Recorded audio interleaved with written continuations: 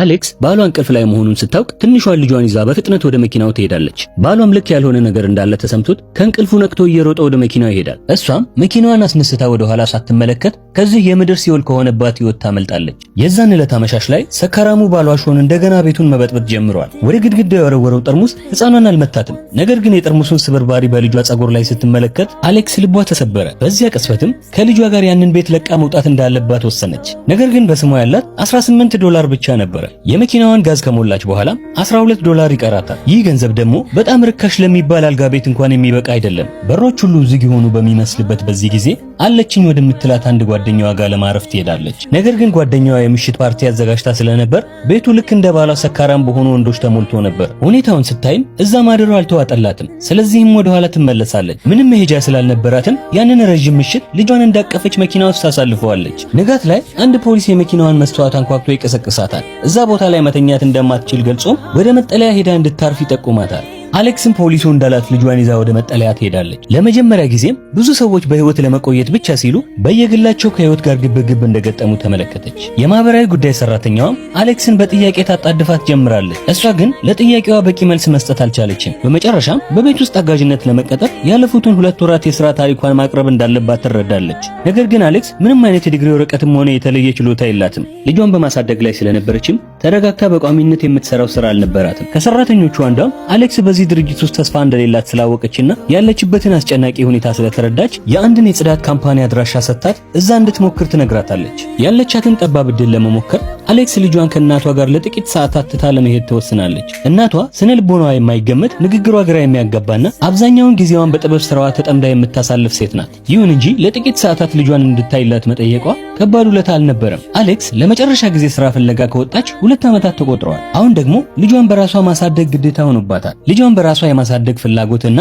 የአዲሱን ስራዋን ባህሪ ያለመረዳቷ የቁርጠኝነት እንዲሁም የጭንቀት ስሜትን ፈጥሮባታል። ስራው ምንም የተወሳሰበ ነገር የለውም። የሰዎችን ቤት ቆንጆ አድርጎ ማጽዳት ነው። ከደሞዟ የሚቆረጠውን $25 የሥራ ልብስና ሌሎች የጽዳት ዕቃዎችን ይዛ በደሴት ላይ ወደሚገኘው የሀብታሞቹ የመኖሪያ መንደር በፍጥነት አመራች። የሚያስፈልጋትን ቁሳቁሶች ከገዛች በኋላም በቀረቻት $3 ለመኪናዋ ጋዝ ገዛች። ስራዋን ከመጀመሯ በፊትም ለእናቷ ደውላ 9 ሰዓት ተኩል ላይ ከስራ መልስ መታ እንደምትወስዳት ነገረቻት። እናቷም ልክ እንደተለመደው ነገሩ የገባት በማይመስል መልኩ ቀበጣጥራ ስልኩን ዘጋችው። አሌክስም ሆዷ የባባ ወደ ጀልባው ተሳፈረች። ወደ ደሴቱ እንደደረሰችም የስልኳ ኔትወርክና ጂፒኤሱ ሙሉ ለሙሉ ይቋረጣል። የሥራ ቦታዋን ለማግኘት ለ30 ደቂቃ ያህል ስትሽከረከር ቆይታም በመጨረሻም ከረፈደ ደረሰች። የተቀጠረችበት ቤት እጅግ በጣም የተዋበና ቅንጡ የሚባል አይነት ነው። አሰሪዋም ስሜቷን ፊት ለፊት የምትናገር ኮስተር ያለች ሴት ናት። አሌክስ ምንም ጊዜ ሳትወስድ በቀጥታ ወደ ስራዋ ገብታለች። ባለቤቷ ለእረፍት ወደ ከተማ ስለምትወጣና ቤቱም ለሽያጭ የሚቀርብ ስለሆነ ፍሪጅ ውስጥ ያለው ምግብ በሙሉ ሊጣል ነው። ያልተነኩ አትክልትና ፍራፍሬዎች እንዲሁም ኬኮች በቀጥታ ወደ ቆሻሻ መጣያው ሊጣሉ ነው። አሌክስ ፍሪጁን የሞላውን ምግብ ስትመለከት በምናቧ እየተስገበገበች ስትበላ ትስል ነበር።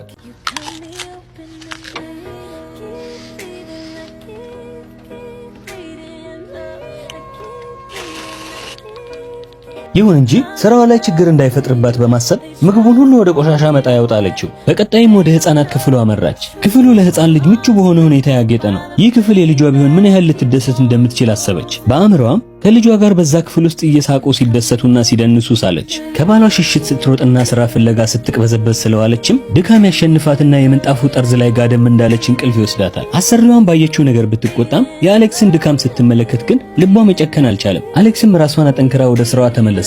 በመጨረሻም ስራዋን አጠናቃ ወደ እናቷ ቤት ስትመለስ ልጇ ከእናቷ ጋር አልነበረችም። እናቷም የአእምሮዋ ጤና በጥሩ ሁኔታ ላይ ስላልነበረ ግቢውን እያተራመሰች ትጫጫዋለች። በመጨረሻም የእናቷ እጮኛ እናቷ ልጇን ተሰላሽታ ለአባትየው እንደሰጠችው ይነግራታል። አሌክስ ይህንን ስትሰማ እናቷን ለመውቀስ ጊዜ አልነበራትም። ሰውነቷ ቢዝልም ወደ ቤቷ በፍጥነት ሄደች። ልጇንም በሰላም ተኝታ ስታገኛት በመጨረሻም ተረጋግታ ተነፈሰች። ባሏ መጠጥ ባልጠጣ ጊዜ ጥሩ ጸባይ ያለው የተረጋጋና የይቅርታ ጠያቂ ሰው ነው። ነገር ግን ትላንትና ያሳለፈችው አሰቃቂ ምሽት አእምሯ ውስጥ እየተመላለሰ እያስጨነቃት ነው። ባሏ ከዚህ በኋላ ራሱ እንደሚቆጣጠርና አልኮል መጠጣቱን እንደሚያቆም እየነገራት አብራው እንድትቆይ እየለመናት ነው። ነገር ግን ስራው ሆቴል ውስጥ መጠጥ አቅራቢነት ስለሆነ አልኮል ከህይወቱ ጋር ላይለያይ የተጣመረ ይመስላል። አሌክስም በድጋሚ ላለመጎዳት እምቢ ብላለች። ልጇን ለብቻዋ ማሳደግ አስቸጋሪ ቢሆንም በየጊዜው ለልጇ ህይወት ከመስጋት የተሻለ ነው። ስለሆነም ልጇን ይዛ በድጋሚ ከቤቱ ትወጣለች። አሁን ላይ ያላት ብቸኛ ምርጫ ይህንን አስቸጋሪ ባሏን ትቶ መሄድ ነበር። ምንም መሄጃ ስላልነበራትም መንገዷ ወደ አመራት ያለማቋረጥ እየነዳች ነው። በዚህ መሃል አለቃዋ ትደውልላትና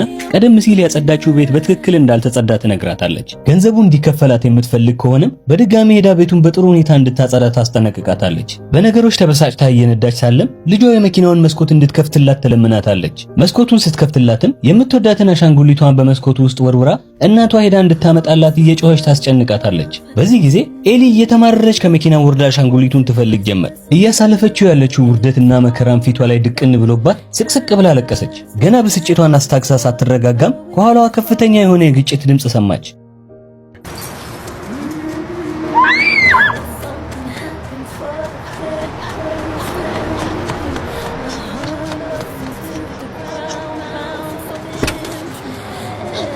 እንደ እድል ሆኖ ልጇ ምንም አልተጎዳችም። መኪናው ግን ከጥቅም ውጪ ሆኖ ነበር። መሃል መንገድ ላይ ተገትሮ ስለቀረም አሌክስ ቅጣትና የመጎተቻ ገንዘብ እንድትከፍል ተጠይቃለች። ሊፈረካከስ የደረሰው ህይወቷ በመጨረሻም ተስፋ የሚያስቆርጥ ደረጃ ላይ የደረሰ ይመስላል። ምንም የተሻለ ምርጫ ስላልነበራትም ለዓመታት ሳታገኘው የቆየችው አባቷ ጋር መደወል ግድ ሆነባት። አሌክስ አባቷን ስታገኘው የምትናገረው ነገር ግራ ገብቷታል። ምንም እንኳን በደም አባትና ልጅ ቢሆኑም ሲገናኙ ግን ልክ እንደ እንግዳ ሰዎች ነበር የሆኑት። የመኪናውን ጣጣ እንደጨረሱም ወደ መርከብ ጣቢያ ደረሳት። ከመሰናበቱ በፊትም ልጅቱ እርዳታ እንደሚያስፈልጋት ጠየቃት። አሌክስ ግን ምንም እንደማያስፈልጋት ነግራው አመስገናው ተሰነባበቱ። ልጇን በእጆቿ አጥብቃ እንዳቀፈችም ምሽቱን ሙሉ በመጠበቂያው አዳራሽ ውስጥ አሳለፈች። ይህ ምሽት በህይወቷ ያሳለፈችው ረጅምና አስቸጋሪ ምሽት ነው። ከዚህ በእጥፍ የሚብስ መከራ ገና እንደሚመጣም ውስጧ ይነግራት ነበር። የአሌክስ የመከራ ጊዜ ገና እየጀመረ ነው። ከዚህ የባሰ አስቸጋሪ ጊዜም እየጠበቃት ነው። በጽናትና በትዕግስት ይህንን ከባድ ጊዜ አልፋ ጠንክራ ትቆም ይሆን?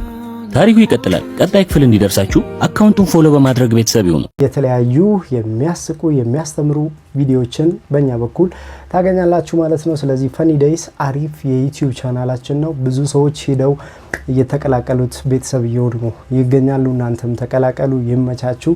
ፈኒ ዴይስ የዩቲዩብ ቻናል። እናንተም የምትፈልጓቸውን ፊልሞችን አስቀምጡልን፣ እነዛን ትርጉም ሰርተን ወደ እናንተ ይዘን እንመጣለን። ይመቻችሁ። Peace.